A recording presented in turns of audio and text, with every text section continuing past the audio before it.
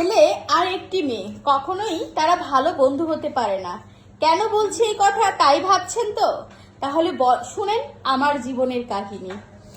আমার একটা বন্ধু ছিল, সে আমাকে খুব টেক কেয়ার করতো, অলওয়েজ ফোন করতো। আমি অনেক বড় একটা ডিপ্রেশনে ছিলাম। সে সব সময় সেই ডিপ্রেশন থেকে মুক্ত করার জন্য আমাকে সারাক্ষণ ফোন দিয়ে এটা ওটা করতো, বলতো তুই আমার ভালো বন্ধু, তুই ডিপ্রেশনে থাকতে পারিস না। যাই হোক, এমন করার পর প্রায় সময় আমাকে রেস্টুরেন্টে নিয়ে যেত, আমার টুকিটাকি যদি কিছু লাগতো সেটা সে আমাকে কিনে দিত। তা আমি অবাক হতাম যে ও আমাকে এত কিছু কিনে দিচ্ছে। যাই হোক, ভালো বন্ধু হিসাবে আমি ওকে মানলাম। তো মানার পরে একদিন ও আমাকে প্রপোজ করে বসে। আমি বলি, দেখ তুই আমার অ্যাজ এ ফ্রেন্ড, আর কিছু না, প্লিজ এই প্রপোজ টুপোজের কথা বলে অযথা আমাদের ভিতরে কোনো মানে গন্ডগোল সৃষ্টি করিস না।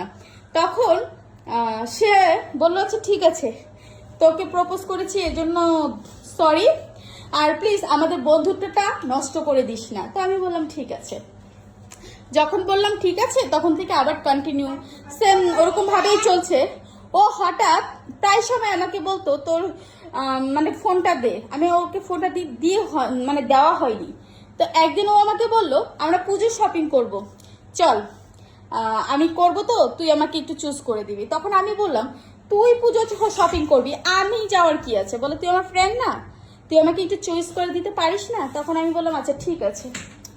তো আমরা গেলাম মানে ভর দুপুরবেলা একটা মেইন রাস্তা, হাইওয়ে রাস্তা, তার পাশ দিয়ে খালি গাড়ি যাচ্ছে আর আসছে, কোনো গাড়ি থামাথামির কোনো গান নেই ওখানে, ঠিক আছে।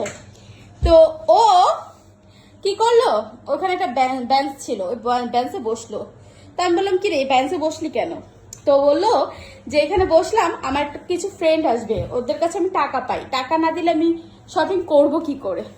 তো আমি বললাম ও আচ্ছা। তো বললো আমার ফোনে টাকা নাই, তো ফোনটা একটু দে, তো ওদেরকে ফোন দিই। তা আমি সরল মনে আমার ফোনটা ওকে দিলাম। ও কি করলো, ফোনটা নিয়ে গেল, নিয়ে ফোন দিল, কি বললো বুঝলাম না, ওর হাতে ফোন। তা আমি বললাম দে। তো দেখলাম কিছু ছেলেরা আসছে দূর থেকে, তো ওর সাথে কথা বলতেছে। তাই আমি ভাবলাম হয়তো ওর পরিচিত। তাই আমি ভাবলাম এরা কি তোর বন্ধু? বলে না, এরা না, অন্য কেউ। আমি ও আচ্ছা। তো ওই ছেলেগুলো একটু সামনে গিয়েছে। তো আমি বললাম আমার ফোনটা দে। এখন আমার ফ্রেন্ড আমাকে আর ফোন দিচ্ছে না, বলছে রাখ তোর ফোন। আমি বললাম রাখ তোর ফোন মানে? বলে চুপ করে দাঁড়া। ও আমাকে একটা কথা বললো, অনেক তোর পিছনে ভেঙেছি, তুই আমার সাথে প্রেমও করবি না, তোর সাথে আমার কিছুই হবে না, তাহলে তোর পিছনে খরচ করে আমার লাভ কি? এটা বলে আমার ফোনটা দিচ্ছে না। তো আমি সিন্ডিকেট করছি, আশেপাশে তো কোনো মানুষই নেই, তো সিন্ডিকেট করে লাভ কি? আর গাড়ি থামিয়ে তো কেউ আমাকে হেল্প করতে আসবে না। তারপরে আমার গলায় একটা সোনার চেন ছিল, সোনার চেন, এভাবে থাবা মেরে চেনটাও নিয়ে নিল। ওর কলার ধরে ফেলেছিলাম, কিন্তু ও একটা ছেলে মানুষ, আমি একটা মেয়ে মানুষ, আমি কি ছেলে মানুষের সাথে পারি? তখন সে রাস্তার টপকে ওই পারে চলে যায় ঠুস করে মুহূর্তের ভিতরে। আমি একটা মেয়ে মানুষে আমি কি যেতে পারি? এটা হচ্ছে ছেলে মানুষের আসল রূপ। তাই বলছি, একটা ছেলে আর একটা মেয়ে কখনোই ভালো বন্ধু হতে পারে না।